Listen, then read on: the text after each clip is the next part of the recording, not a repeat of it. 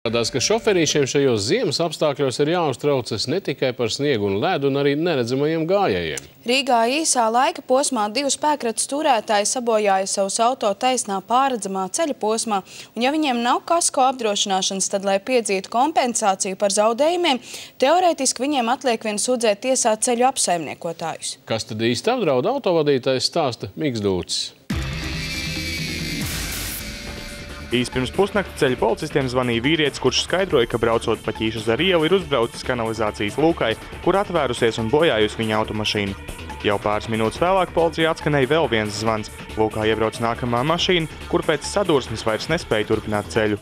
Ехал со стороны Изармалс по улице Кишезера в направлении моста по второй полосе с положенной скоростью 70 км в час. Наехал на люк, люк открылся и ударил мне по дну машины. Почувствовал сильный удар, остановился буквально там спустя где-то метров 50-100 после этого люка. Вышел из машины, увидел, что полностью оторвана защита двигателя, спущено заднее колесо, и двигатель стал работать так непонятно как-то.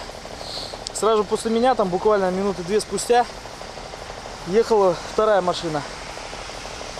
Тоже налетела на этот же люк и pробила себе двигатель. Mēs braucām mašīnu. Pēdējā momentā ieraugam kaut kādu, domājam, ka sniega pīka vienkārši no smagā nokrituši. Un skatāmies vāks, uzbraucam virsū un paucamies bišķi, un tad noripojām līdz šeit. Kas jūs mašīnai bojāts? Izrādās karters un visu ceļu iztika. Policisti novietoja savu automašīnu tā, lai atvērtajā lūkā neiebrauktu vēl kāds auto un izsauca ceļu pārvaldes dežūrdienestu, kurš ieradās aizvērt lūku.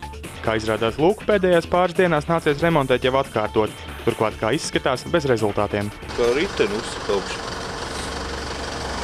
Viņa jau redz šitā uzstāt, viņa jau rītīgi.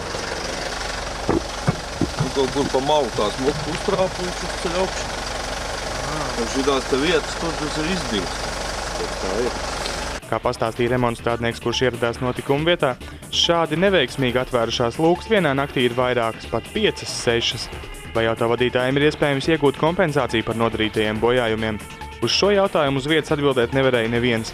Teorētiski apsaimniekotājiem būtu jāsedz nodarītie bojājumi, taču praksē retais ir gatavs doties uz tiesu, lai piedzītu no apsaimniekotāja mašīnai nodarīto skādi, kura bieži ir mērām vien dažos 10 latu. Šajā gadījumā BMW vadītājs solījās iet līdz galam un piedzīt visu līdz pēdējiem santīmam. Nes kā rīkosies puiši, kuru Nissan no negadījuma vietas varēja dabūt prom tikai velkot. Miks Dūcis, Degpunktā. Mēs jau esam stāstījuši nereiz